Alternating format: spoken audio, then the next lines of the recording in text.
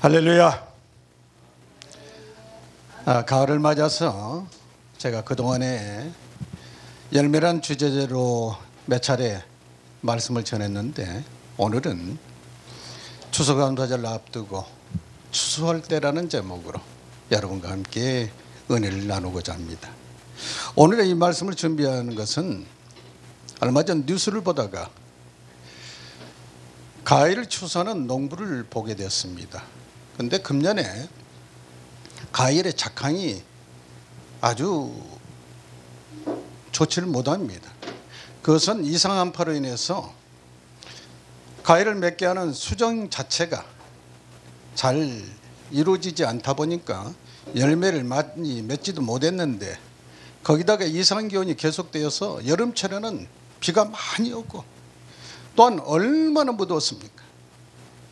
그러다 보니까 열매들이 많이 떨어지고 비가 많이 오니까 물을 많이 열매들이 머금어가지고 뜨거운 햇빛을 받으니 이제 수확할 때 됐을 때는 어느 날 갑자기 열매가 터져버리고 갈라져 버려서 정작 추수할 때 보니까는 온전한 열매들이 많지 않아서 농부들이 시름에 빠졌다는 뉴스를 봤습니다.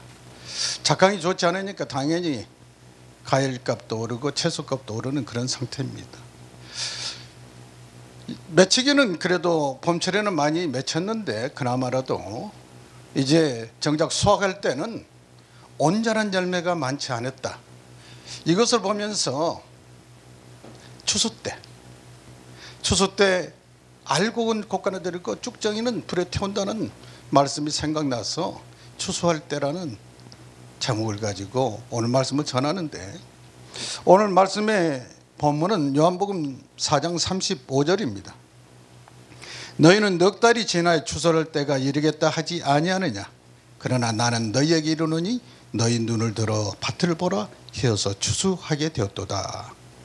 이렇게 말씀을 하시는데, 이 말씀이 주님께서 하시기 전에 요한복음 1장에서 34절까지의 말씀을 간단하게 소개를 하면은, 예수님께서 유대를 떠나서 갈릴리로 가다가 이제 갈릴리로 가려면 사마리아 지방을 지나가야 하는데, 사마리아 지방의 수가성이라는 그 우물가에서 잠시 쉴 때에 제자들은 예수님께서 잡수실 음식을 구하러 가고, 정오에 사마리아 여인이 이제 물을 길러 왔습니다. 성경은 6시라고 되어 있는데, 성경 6시는 우리 시간으로 정오입니다. 사마리아 여인이 우물가에 물을 길러 왔을 때 예수님께서 그 여인에게 물을 좀 달라고 합니다. 그러니까 사마리아 여인이 당신은 유대인인데 어찌 사마리아인 여자인 나에게 물을 달라 하느냐고 얘기를 합니다. 그때 당시에 사마리아 사람을 유대인들은 거의 개취급을 했습니다. 특히 유대인의 남자가 사마리아 여인에게 물을 달라고 말을 거는 것 자체가 금기사항입니다. 말을 거는 것 자체가 금기예요. 그러한 때에 예수님께서 여인에게 물을 달라 하니까는 유대인 남자인 당신이 어떻게 사마리아인 여자에게 내게 말을 거느냐고 되물을 때, 예수님께서 물을 달라는 내가 누구인 줄 알았더라면은 네가 내게 물을 달라 했을 것이다. 그러면 나는 내게 생수를 줬을 것이다. 이러한 말씀을 합니다. 그랬더니 여인이, 아니 당신에게는 물을 기를 두레박도 없고 지금 물은 깊은데 어떻게 해서 물을 주겠다 하느냐. 그 말씀을 아랑곳하지 아니하고, 이 물을 마시는 자는 영원히 목마르지니야 내가 주는 물을 마시는 자는 영원히 목마르지 아니하고 그 안에서 생수가 솟아나리라고 그럽니다. 여인이 그 물을 내게 주소서. 그러면 내가 목마르지도 아니하고 물을 길러러 다시 오지도 않을 것 같으니 그 물을 달라고 합니다. 예수님께 그 말은 답도 안 하시고 갑자기 네 남편을 데리고 오라고 그럽니다. 여인이 내게 남편이 없나이다. 예수님께서 이 말이 맞다. 내게 남편이 5이 있으나 지금의 남편도 네 남편이 아니다. 이렇게 얘기를 합니다. 여인이 자기의 과거에 대해서 예수님께 한마디도 안 했는데 자기의 과거의 행적을 예수님께서 다 알아내십니다. 그 말을 들었을 때 사마리아 여인은 얼마나 기겁했을 것입니다. 아마. 어떻게 해서 처음 보는 남자가, 그것도 유대인의 남자가 내 과거를 다 알고 계실까? 이렇게 생각하고 여자가 하기를 당신은 선지자이다. 선지자나이다. 그리고는 사마리아 여인이 물동이를 두고 이제 동네로 달려갑니다. 여기까지가 지금 35절의 말씀이 나오기 전까지의 상황입니다. 간단하게 요약을 했습니다. 어쩌면 예수님과 사마리아 여인과에 대한 선문답입니다. 이것을 동문서답이라고 합니다. 여인은 육적인 것을 얘기하고 있는데 예수님께서는 영적인 것으로 말씀을 하고 계십니다. 그리고는 마을로 예수님 잡수실 만한 음식을 구하러 갔던 제자들이 돌아와서 예수님께 이걸 좀 드십시오 하고 음식을 드리니 예수님께서는 내게는 너희가 알지 못하는 먹을 것이 있다고 말씀을 하십니다. 제자들이 우리가 모르는 사이에 누군가가 먹을 것을 갖다 드렸을까 라고 생각하는 건 당연한 것 아니겠습니까? 근데 예수님께서 나의 양식은 나를 보내신 이의 뜻을 향하여 그 일을 온전히 이루는 것이라고 말씀하십니다. 도대체가 제자들이 알아들 수가 없는 말이에요. 제자들은 육적인 양식을 가지고 와서 먹을 것을 드시라고 하는데 예수님께서는 내게 너희들이 알지 못하는 양식이 있는데 그것은 나를 보낸 이의 뜻을 행하여 그 일을 온전히 이루는 것이라고 하느니 제자들이 당연히 알아들을 수 없는 선문답을 하고 계신 것입니다. 물론 저 여러분은 이 말씀이 무슨 뜻인지 알고 있습니다. 영적인 양식, 우리가 먹을 양식, 그리고 예수님께서 지금 말씀하신 그 양식은 하나님의 말씀이시고 또한 예수님 자신이 하늘에서 내려온 산떡이시기 때문에 예수님의 살과 피를 먹는 것이 양식입니다. 우리에게는. 그렇지만 그때 당시에 제자들은 그런 말씀을 이해할 수가 전혀 없었습니다.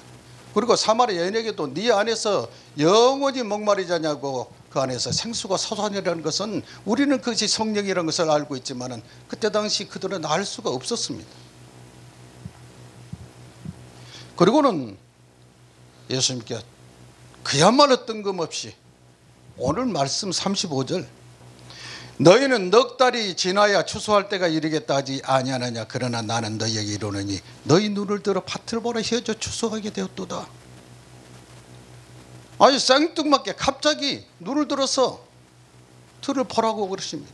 그리고는 휘어져 지금 추수하게 되었다고 말씀하십니다. 넉 달이 지나야 추수할 때가 된다고 제자들은 분명히 말씀을 드렸고 그때 보리는 추수할 때가 될 만큼 익은 정도가 아니라 아예 여물지도 않아서 푸릇푸릇하는 청보리 상태입니다. 그런데 예수님께서 눈을 불어서 봐라 휘어져서 추수할 때가 되었다고 얘기를 하고 계십니다. 이것은 36절을 보면은 영생에 이르는 열매를 모으나니 사마리아 여인이 내가 그리스도를 만났다. 당신들도 나와 함께 가보자 하고 동네 사람들에서 예수님을 만난 것을 얘기하니까 그들이 이제 예수를 만나기 위해서 들판을 가로질러서 달려오는 것을 보신 예수님께서 그들을 바로 추수할 대상으로 말씀하신 것입니다. 그들이 휘어져서 추수할 지금 현재 알곡이라는 것입니다. 이 제자들은 지금의 예수님께서 말씀하시는 뜻을 당시로는 당연히 알지 못했을 것입니다. 우리가 찬송가 589장 보면은 넓은 들의 인곡시 황금 물결 비칠 때 어딘지 태양빛의 향기 진동하도다. 물 익은 저곡식은 낯을 기다리는데 해가 지나가기 전에 어서 추수합시다. 넓은 들에 익은 곡식, 지금 오늘 사마리아 들판에 익은 곡식, 그 곡식이 우리가 가을이 되면 오곡백과가 익어서 황금빛을 이루기도 하지만 자연에 빗대서 지금 추수해야 될 대상인 영혼을 말씀하고 있다는 것입니다. 추수 때는 심판의 때입니다. 제가 서두에 말씀드렸습니다마는 알곡과 가라지를 구분하는 때, 이것이 추수 때입니다. 마태복음 13장 30절에 추수 때는 알곡과 가라지를 구분하게 되는 때요. 또한 마태복음 3장 12절과 누가복음 3장 17절에 보면은 키를 들고 자기 타작마당을 정하게 하사 알곡은 모아 곡간에 들이고 쭉정이는 꺼지지 않는 불에 태우시리라 라고 말씀하고 있습니다. 알곡은 곡간에 모아들고 쭉정이는 꺼지지 않는 불에 태우는 이와 같은 일이 바로 추수할 때, 곧 세상 끝날에 예수님 강림하실 때 이루어질 일인 것입니다. 그러므로 우리는 추수감사절을 앞두고 오곡백과를 구워드리는 그런 절기로서도 감사할 일이지만은 이 추수감사절을 앞두고 우리가 추수될 대상이 과연 무엇인가 라는 것을 다시 한번 생각해 봤으면 좋겠습니다. 지금의 세상은 추수 때입니다. 누구나 어디서나 종말을, 그리고 지금 말세치말이라고 말하고 있지 않습니까? 만물의 주제 세상의 임금 되신 예수님께서 천사들과 함께 강림하실 때 우리 모두는 자기의 행한 대로 심판을 받습니다. 로마서 2장 6절에서 하나님께서 자기 행위를 따라 심판을 한다고 그랬습니다. 하나님께서 각 사람을 그 행한 대로 봉하시는 다고 하신 것이 바로 심판 때 이루어질 일입니다. 이런 심판 때 믿는 자는 영생에 들어갈 것이고 믿지 않은 자는 영벌에 들어가는 것입니다. 제가 이 말씀을 생각했던 것이 가해를 추수했던 것을 보면서 말씀이 생각났다고 말씀드렸습니다. 나무 열매가 추수 때까지 달려 있어야 하는데 떨어져 버리거나 터져 버리면 농부는 버리고 맙니다. 수확을 하지 않습니다. 아무짝에도 쓸 수가 없기 때문에. 그러니 수확 때까지 떨어지지도 않냐고 좋은 열매로 남아있는 상품 가치가 있을 그러한 온전한 열매를 농부는 수확을 합니다. 농부에게는 그 열매가 얼마나 귀한 것이겠습니까? 이같이 과일도 온전하게 남은 것이 수확되어질 텐데 우리 성도들도 마찬가지로 예수님께 달려있는 자, 곧 그리스도 안에 있는 자, 믿음 안에 있는 자들이 구원을 받습니다. 그래서 누가복음, 예수님께서 누가복음 18장 8절에서 인자가 올 때 세상에서 믿음을 보겠느냐고 말씀하고 있습니다. 믿음이 없이는 구원을 받을 수가 없습니다. 그리고 로마서 9장 27절에서 이스라엘 자손들의 수가 비록 바다의 모래 같을지라도 남은 자만이 구원을 받는다고 그랬습니다. 봄에는 열매를 맺혔던 나무의 열매들이 수확 때까지 그 나무에 온전하게 붙어있지 않냐고 떨어져 버렸기 때문에 수확당할 수가 없었습니다. 또한 벌어져 버리고 터져 버리고 벌레를 먹어버린 그것들은 구원을 받지 못했습니다. 수확을 당하지 않았습니다. 마찬가지로 성도들도 어떤 환경과 처지 그리고 환난과 고난 가운데서 믿음을 잃어버리지 않냐고 예수님께 딱 붙어있는 자다, 예수 그리스도 안에 있는 자다, 이런 성도들이 구원을 받는 것입니다. 그러므로 우리는 그리스도 안에 있는지 날마다 스스로를 점검해야 됩니다. 고린도서 13장 5절에서 너희는 믿음 안에 있는가 너희 자신을 시험하고 너희 자신을 확증하라. 예수 그리스도께서 너희 안에 계신 줄을 너희가 스스로 알지 못하느냐. 그렇지 않으면 너희는 버림받은 자라고 말씀하고 있습니다. 지금 여러분이 말씀을 듣고 있다면, 여러분이 말씀을 읽고 있다면, 기도하고 있다면, 찬송하고 있다면 여러분은 그리스도 안에 있는 자들인 것입니다. 예수님께 붙어 있어야 열매를 맺을 수가 있습니다. 요한복음 15장 5절에서 나는 포도나무요 너희는 가지라. 그가 내 안에 내가 그 안에 거하면 사람의 열매를 많이 맺나니 나를 떠나서 너희는 아무것도 할 수 없다고 말씀했습니다. 충성과 봉사 열매, 또한 감사와 찬송의 열매, 전도와 희생의 열매, 사랑의 열매, 이러한 성령의 각종의 열매를 맺기 위해서는 그리스도 안에 있어야 되고 예수님이라는 나무에 붙어 있어야 열매를 맺을 수가 있는 것입니다. 오늘 35절에서 너희 눈을 들어서 밭을 보라, 휘어져 추수하게 되었다. 이 밭은 세상인 것입니다. 밭에 익은 곡식을 추수해야 하듯이 세상에는 추수해야 할 영혼들이 많이 있습니다. 계시록 14장 15절에서 또 다른 천사가 성전으로부터 나와 구름 위에 앉은 이를 향하여 큰 음성으로 외쳐 이르되 당신의 낫을 휘둘러 거두소서. 땅의 곡식이 다 익어 거둘 때가 이르렀습니다. 땅에 익은 곡식, 오곡백과가 땅에 익은 곡식이 있지만 오늘의 이 말씀에 익은 곡식은 바로 사마리아 여인의 그리스도를 만났다는 말을 듣고 들판을 달려오는 그 사람들, 하나님의 택한 자들로 아직도 세상 가운데 있는 자들, 아직도 전도되지 못해서 죄악 가운데서 사망 가운데 지금 묻혀 있는 자들, 이런 사람들을 바로 땅에 익은 곡식이라고 말합니다. 이런 이들에게 나가서 복음을 전하는 것,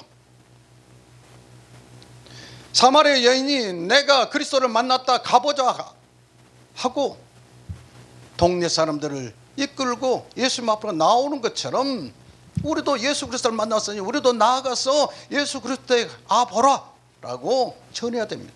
이것이 바로 전도요. 그러므로 해서 그 말씀을 듣고 세상 가운데서 택함 받은 자들이 예수님 앞으로 나올 때 추수된다고 말할 수 있는 것입니다. 지금은 일할 때입니다. 추수 때는 할 일이 많습니다. 찬송가 580장에 보면은 삼천리반도 금수강산 하나님 주신 동산, 곡식이 거둘 때니 사방의 일꾼을 부르네 곧 이날에 일을 가려고 그 누가 대답을 할까. 일하러 가세 일하러 가세 삼천리 강산 위에 하나님 명령 받아서 이 반도 강산 위에 일하러 가세 라고 찬송을 부릅니다. 추수 때를 놓치면은 안 됩니다. 휘어져서 쓰러져 버려 가지고 망쳐버리지 않습니까? 자연의 곡식도 그렇습니다. 그런데 정작 이러한 추수 때는 일꾼들이 적습니다.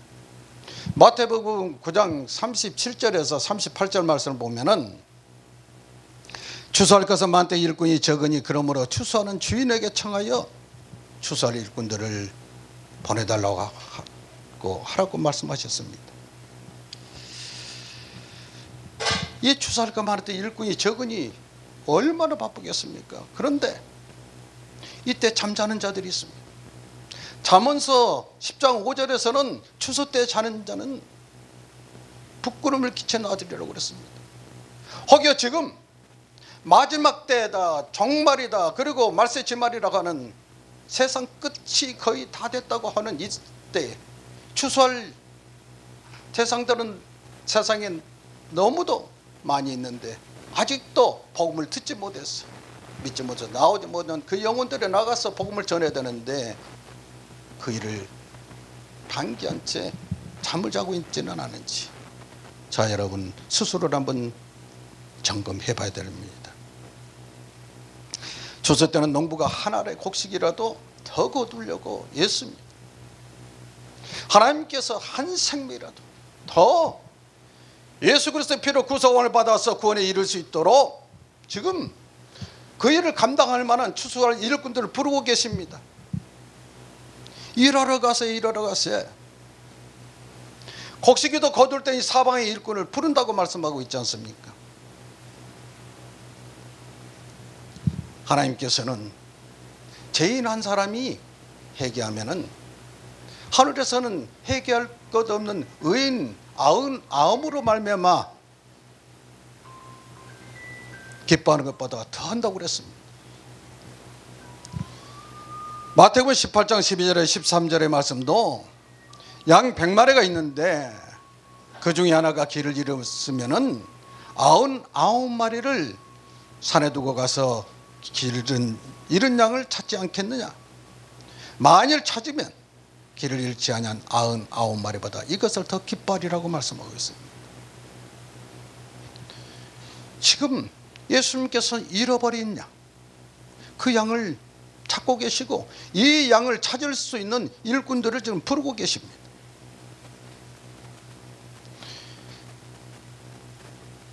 이사야서 6장 8절에서 내가 누구를 보내면 누가 우리를 이어서 갈고 할 때 이사야가 주여 내가 여기 있나이다 나를 보내서라고 응답을 했습니다. 지금 이 추수의 때에 이사를 향해서 하셨던 말씀, 내가 누구를 보내면 누가 우리를 위해서 갈고 할 때 주여 내가 여기 있나이다 나를 보내서라고 응답할 수 있는 저 여러분 되시기를 예수님의 이름으로 축원합니다. 자연의 해가 지기 전에, 인생의 해가 지기 전에 추수할 대상들이 너무 많이 있으니 우리는 나가서 복음을 전해야 됩니다. 마태복음 13장 38절에서는 추수 때는 세상이 끝이라고 그랬습니다.